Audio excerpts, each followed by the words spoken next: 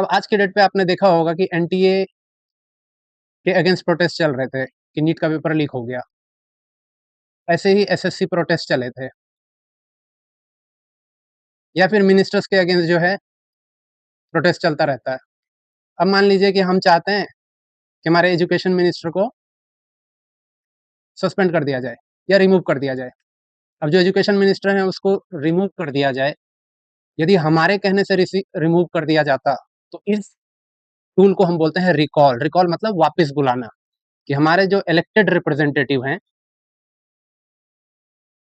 उसको हटाइए। क्यों? क्योंकि वो हमारे या तो करप्ट हैं या फिर अंडर परफॉर्म कर रहे हैं, जो एक्सपेक्टेशन है वो पूरा नहीं कर पा रहे हैं।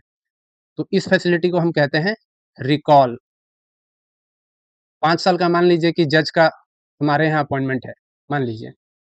अब हमने बोला कि ये जज जो है करप्ट है, और हम 5 साल से पहले ही उसको बाहर कर देते हैं, यानी जनता बाहर कर देती है। तो इसको बोलते हैं रिकॉल। अब ये सारी चीज़ें आपको दिख रही होंगी कि ये इंडिया में नहीं है। क्यों?